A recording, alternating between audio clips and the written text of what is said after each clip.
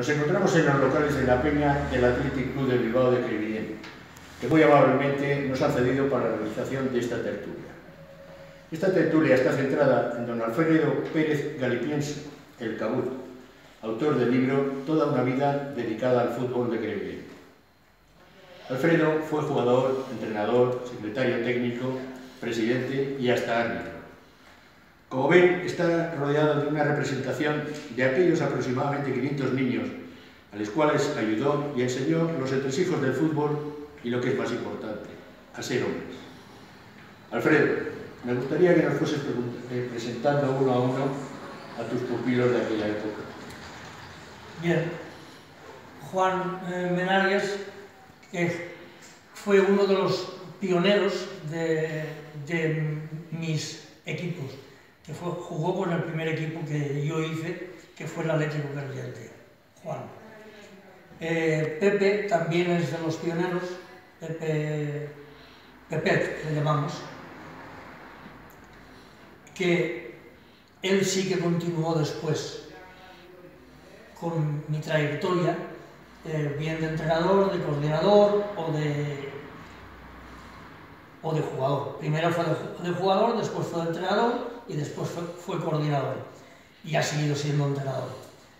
Y Manolo Quesada simplemente fue jugador, que fue del segundo equipo que hice, que fue el Crevillent Juvenil. Que él, por suerte, creo yo, que se lo mereció, pero es el que ha jugado en primera división 9 o 10 años con el Elche. Muy bien. Alfredo, quisiera hacerte la primera pregunta. ¿Cómo era Crevillent cuando comenzaste tú tu aventura en el fútbol aquí en Crevillent, allá por los años 60? ¿Cómo era la juventud de aquella época? Aquella juventud era simplemente personas que no teníamos ni una camiseta para ponernos y muchas de las veces jugábamos con una pelota de trapo. Y nosotros empecemos a jugar cuando yo empecé a hacer el equipito aquel del barrio de Ángel y Macha, con una pelota de goma que mis hermanos me regalaron por el Día de Reyes. Y ahí empecé yo a jugar, pero jugaba, no he sido jugador. Y cuando me di cuenta, tuve que cortar de jugador, porque yo me vi que no valía para jugar. Muy bien.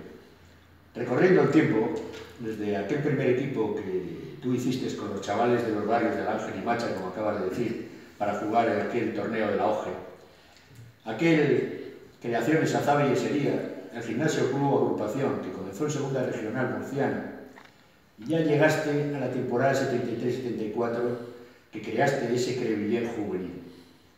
Cuéntanos cómo fue todo eso. Pues lo del Atlético Crevillent es este mismo que les estoy comentando, que jugaron Pepe y Juan,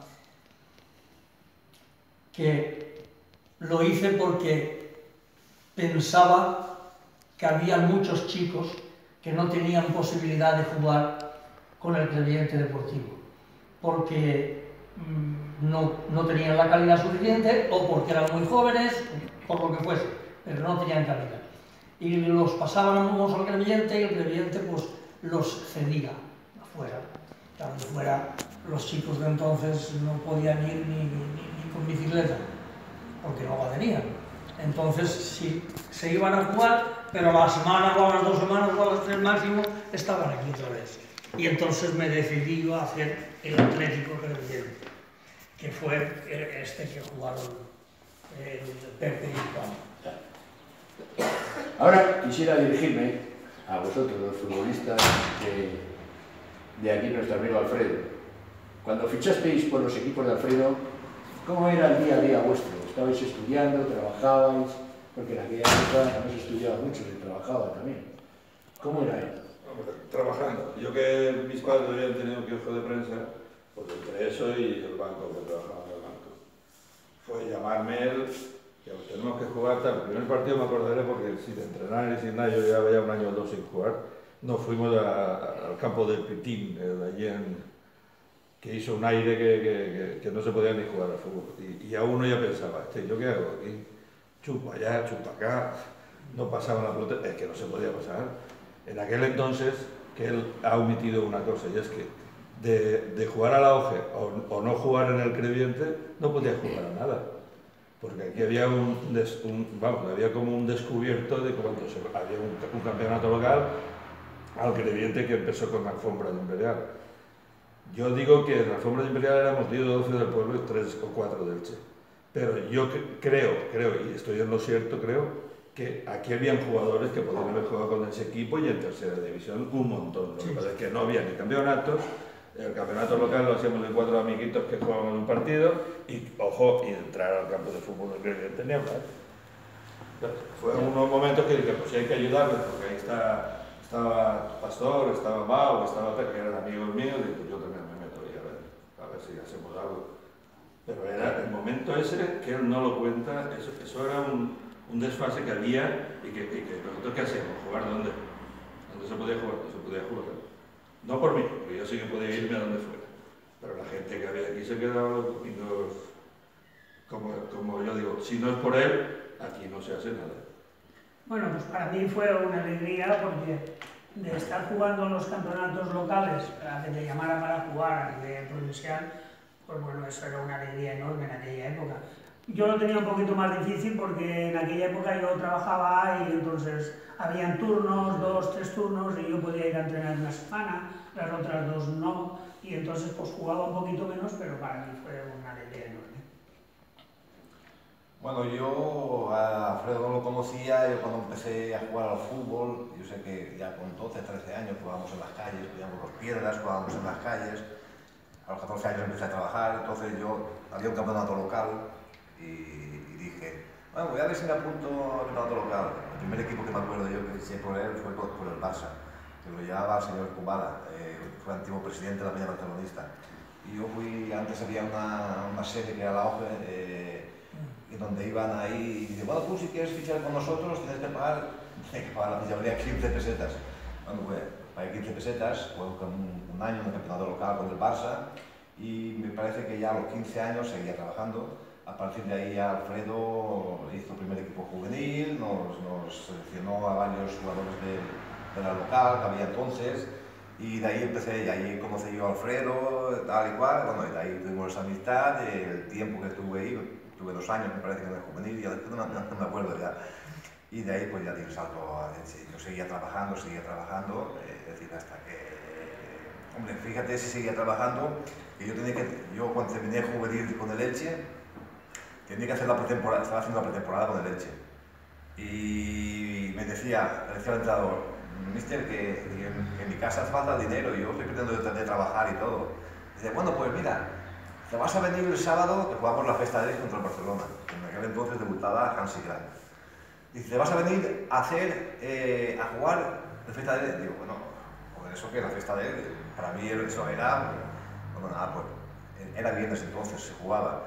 Y terminó viernes, yo estaba trabajando, y yo viernes, a las 5 me parece que terminé, o a las 5 o a las 6, terminé de trabajar, y me fui a la carretera y me fui a hacer el Tostón, para irme al nuevo estadio a jugar contra el Barcelona. Bueno, y llego allí y me dice entonces Santiago Campín, que es periodista ahí de Elche, dice, chico, pero tú vas a hacer aquí. No, es que yo no tostó.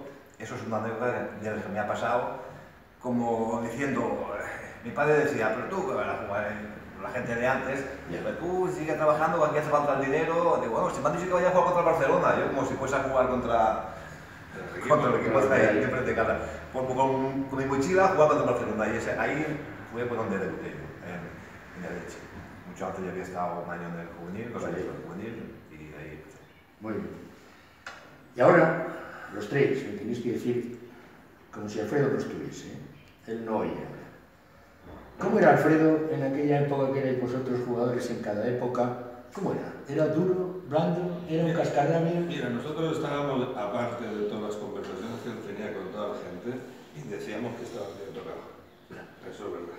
Pero luego oías de una parte, oías de otra, y aquí siempre han tenido, tanto políticos como como los mandamases del fútbol, siempre han tenido ojos para cuando llevas en un equipo y que no lo toque nadie y que no entre nadie.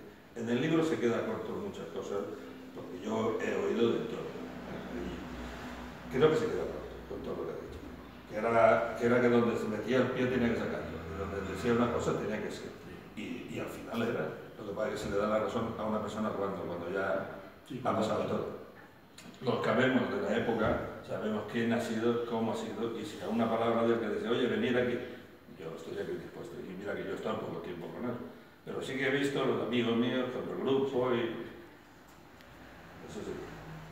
Bueno, pues Alfredo, la verdad que para mí ha sido una persona que siempre me ha inspirado un poquito en él a lo largo, ¿no? Yo de hecho, pues, él me dijo de ir con él, estuve con él, me gustaba, digamos, la forma que él tenía porque era disciplinado, quería que la gente se acostase a tal hora, que fuese deportista, y eso así a mí me ayudó mucho porque yo con él siempre he estado a gusto y de hecho siempre que lo veo pues, me gusta hablar con él de fútbol y creo que en aquella época hizo lo que tenía que hacer, es decir, tratar de formar un equipo pero con un poco de disciplina, ¿no? Que la gente se acostara a la 1 o las 2 cuando a la mañana siguiente tenía que ir a jugar y eso él siempre que lo llevaba a rajatabla. De hecho, cuando se enteraba de que alguien se acostaba tarde, pues lo dejaba fuera y ponía a otros.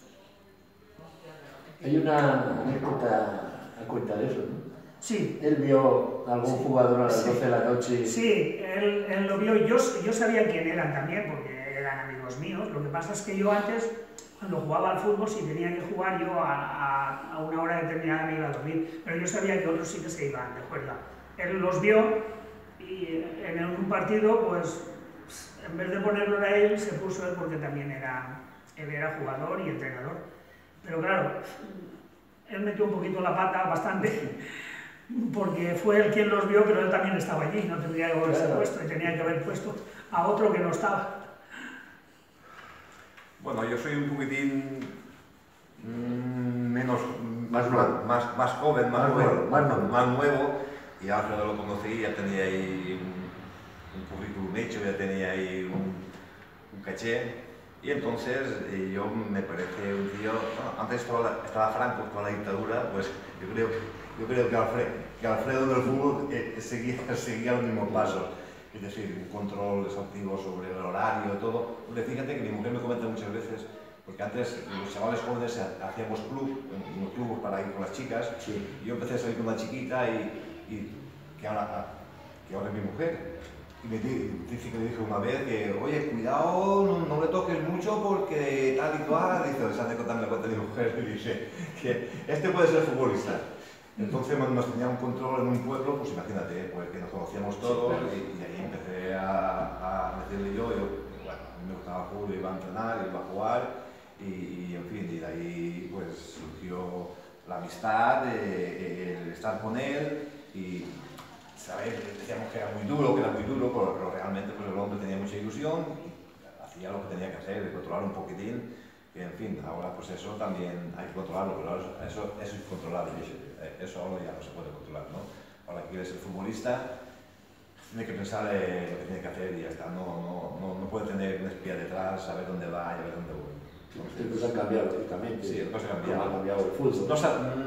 No sabemos si ha cambiado para mejor o para peor, porque antes, imagínate que en los campeonatos locales que había muchos mejores futbolistas que ahora que tienes que ir con que si hay profesores, que si hay técnicos, que si hay asignaturas, que tal, y antes salían más jugadores. Antes había más jugadores de la calle que ahora en los campos. Ha cambiado todo, es diferente. Y más de uno iban a jugar, de haber estado casi toda la noche por ahí sin ir a dormir. Que eso se ha visto, eso lo sabe. Y si era duro como entrenador y como que quería las cosas como él quería y tal, agárrate cuando era árbitro. Que ya había mucha gente que cuando picaba a una persona que no fuera verdad no le decían nada, porque antes no te sacaban amarilla, antes era la rojera de calle. Es que el jugador ya, yo creo que nace y se hace, ¿no? Antes tú ibas porque te gustaba porque te gustaba ser jugador, jugar al fútbol, te gustaba, fueses peor o fuese mejor, pero te gustaba jugar al fútbol.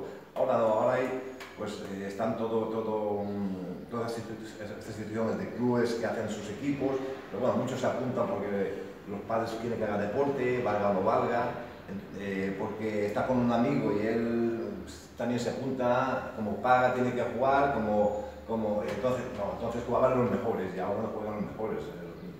Juegan los mejores, pero al haber pagado, pues siempre hay que tener un poquitín de... Ahora tienen que jugar todos. Para ir ahora tienen que jugar todos. Ahora tienen... Antes ni te se ocurría hablar de cobrar. Ni te se ocurría. Si te daba 40 euros, 40 euros. En los equipos que juego yo. Donde más dinero he ganado yo ha sido de las copas. Que ahí sí que pagaban bien. Los demás de juego gratis, casi todo lo que tienen. Alfredo sigue con... no oye. ¿Podríais mencionar algún valor que caracterizaba a Alfredo? Vamos, de esos que ahora, al cabo del tiempo, recuerdas a veces con cariño, ¿no? Bueno, un valor, pues, el estar obsesionado en que el fútbol ha sido, para él, creo que ha sido lo más importante de su vida, en querer, el intentar sacar a jugadores para que jugasen, el intentar ser el mejor como entrenador, el intentar ser el mejor como árbitro. Después llegas o no llegas, pero la ilusión que ha tenido él en eso, si estoy aquí es por Alfredo, no por la tertulia en sí, es por Alfredo porque sé que lo ha dado todo por el fútbol, mejor o peor, pero con buenas intenciones. Después, claro, cada persona es de un mundo, cada persona es uno más cabezón, el otro tiene más mano izquierda, y entonces él más o menos le decimos el cabú porque ha sido cabezón, y quizás en ocasiones ha tenido razón, pero bueno, llega un momento que tienes que valorar y el que está enfrente también hay que escucharle y puede tener razón, hay que escuchar. Y él antes, yo creo que escuchaba muy poco. Él tenía una idea en la cabeza y esa idea iba a muerte con ella. Iba a muerte con ella. A veces mejor, a veces peor, a veces le salía mal, a veces le salía peor. Pero bueno, es su forma de ser y cuando uno es su forma de ser no puedes cambiarlo. Viniendo a esto que acabas de comentar ahora, te voy a comentar una anécdota. Una vez creo que fuisteis a jugar un partido y erais como 23 personas, entre jugadores, directivos, y solo os dejaban pasar a los jugadores. Y entonces efectivamente, se puso Cabut, como decís aquí Alfredo, y dijo que entramos todos y no jugamos el partido. Entonces se acercó un jugador a él, Alfredo, y le iba a decir, che, saca 5 entradas y entramos todos. Y él no, a él o entramos los 23 o no entramos nadie. Y al final entran los 23 sin sacar entradas. Sí, eso ¿Recuerdas quién era ese jugador que le dijo eso a...? Ese fue, me parece que fui yo, se lo dije, me parece, ya no me acuerdo, pero me parece... Manolo Quesada, capitán del Creyente. Eso fue en un partido de la promoción. En un partido de la promoción, la segunda B, que fuimos a Premià de Mar y a Barcelona, y entonces íbamos a entrar al campo y decían, coño, entran 15 o 17, ya éramos 23, en el autobús iban, y no nos querían dejar. Nos querían dejar 17, que eran los del banquillo, el entrenador, los 18, y quedaban 6 o 7. Y dice, no, hasta aquí, de ahí esto tienen que pagar. Y él se puso cabezón, y digo, coño, pues acá siempre hay entrada ya, dale dinero a los catalanes esto, coño. Y dice que no saca nadie, o jugamos o nos vamos, o entramos todos o nos vamos. Y al final optaron por jugar, no nos íbamos. Sentía una vergüenza que dijésemos, nos hemos vuelto porque no nos han dejado entrar a 5 personas que íbamos, a 5 directivos, por ejemplo. Eso ha sido siempre, en todos los sitios, claro. Hasta el que llevaba la maleta que buscaba a otro para llevar la maleta. Llevaba toda la maleta. Y entonces, ahí se puso cabezón, porque se salió con la suya, pero bueno, esa cabezonería no me parece mal, eso es que es de lógica. Esto es de lógica, pero bueno, en Cataluña no sabes qué puede pasar. Y más en Premià, serían Premià de Dalt. No Premià de Dalt. Premià de Dalt, que fue Jordi Puig. Me acuerdo yo que después del partido, cuando metieron 4 o 5 goles... Yo leí eso entonces ya había un periódico que se llama Diesel, que no llegaba aquí a Alicante. Y yo, estando allí en Barcelona, lo compré porque fue una época que estaba yo con mi familia, cerca de Premià, a 30 kilómetros. Pues sí, Alfredo ha sido eso. Como persona en el fútbol ha tenido la iniciativa definitiva ha estado siempre, ha vivido para el fútbol, mejor, peor, más bien o más mal, pero bueno, es una persona que lo ha dado por el fútbol y hay que agradecerle que a partir de él, pues ya después empezaron los clubes, había más entrenadores, más presidentes, ya empezaron pero él fue de los pioneros que empezó. Yo creo que mejor se lleva de los presidentes del Crevillente soy con mi hermano. Porque mi hermano no estaba por la labor ni de poner el campo a nombre del que está. Por todas las pataditas que te han pegado por detrás siempre y que tuvo que soportarlas durante el tiempo ese y que le costaron mucho dinero. Y cuando has hablado de cómo podía yo catalogar a esta persona, pues es tenaz. Y en el trabajo, que yo lo conocí también en el trabajo suyo, porque siempre ha sido autónomo, casi siempre, ha sido tenaz, hasta la hora que quisiera falta, hasta tal. O sea que ha sido cabul hasta para trabajar. ¿Recordáis con agrado y nostalgia, a veces cuando echas la vista atrás, ¿no? Cuando estás tú solo o ves un partido de fútbol, te viene un recuerdo, ¿no? ¿Cómo viajabais? Ahora que has dicho que ibais a Premià de viajar, ¿cómo se viajaba en aquellas épocas? Tú ya más moderna, la de ellos un poco más antigua, ¿no? La mía íbamos con autocar. Autocar tenía.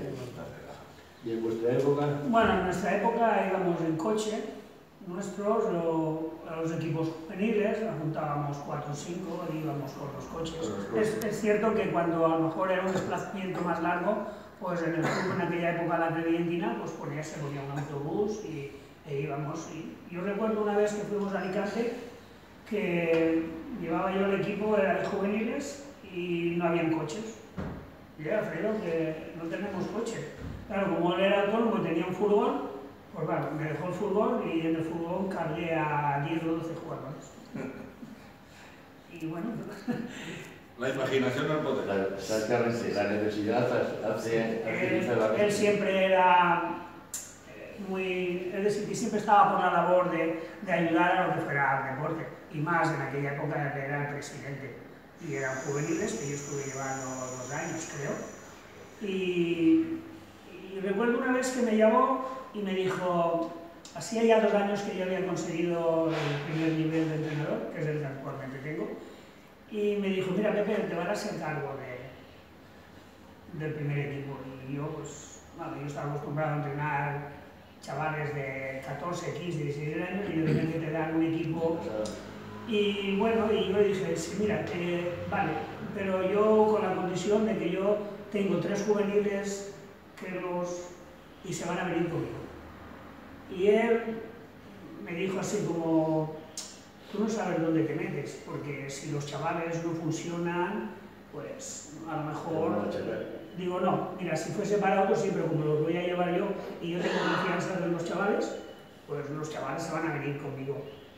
Y bien, era Manolo Moya, era Alfredo Riquelme y Juan Carlos Soler. Pues bien, Juan Carlos Soler tenía una suela muy buena, era bueno, goleador, Manolo pero había uno, Alfredo, que era como un 80, muy técnico, iba bien de cabeza, tanto en ataque como en defensa, y le costó un poquito más de entrar. Y recuerdo que él y algunos directivos vinieron a buscarme y me dijeron, oye, que digo, no, este se queda aquí, si se queda él, si se va él me voy yo, y si no, y el chaval siguió. Y al final terminó siendo uno de los mejores. Uno de los elegidos que se traspasó a Nueva York. Exacto. Esa misma temporada el chaval marcó 10 o 12 goles, se hizo imprescindible en el centro del campo y al año siguiente Juan Carlos y Alfredo Riquelme fueron al Elche juvenil en la división de honor, que iban a Barcelona, él era cabezón, pero yo tenía confianza. Y esto es lo que creo que actualmente falta eso, que se le dé confianza a la gente. Eso es lo que a la gente hoy en día no se le da... Estaba hablando Manolo, ¿no? Sí. De eso sí, pero es verdad, y aquí en Crevillente están en buenos jugadores. También es verdad que los jugadores necesitan imprendarse un poquito más, ¿no? Saber, como ha dicho Manolo antes, que si tú quieres ser futbolista tienes que irte a casa unas horas, cuidarte, alimentarte bien. Y eso en parte son la misma familia la que también tiene que colaborar. Pero hay una cosa, y la acabas de decir tú, que a mí me parece muy importante siempre, y en el fútbol actual también se ve de vez en cuando un entrenador confía ciegamente en un jugador. Cuando un entrenador confía ciegamente en un jugador, normalmente ese jugador triunfa. Es porque creo que le ve algo que a lo mejor otros no lo ven. Exacto, y él tiene confianza y te puede salir bien, te puede salir mal. Sí, exacto, eso está claro, ¿no? Pero vas con él hasta la muerte. Exacto. De hecho, Quesada nunca había sido defensa central ni libre. Era el jugador del mediocampo, que yo lo veía aquí, que el mediocampo para la delantera. Pero esto llega a un equipo que tienen que tener jugadores tal, lo ponen de central y yo me acuerdo que en aquella época iba siempre al fútbol. Cualquier delantero centro que jugaba contra él a medio tiempo lo cambiaba por otro.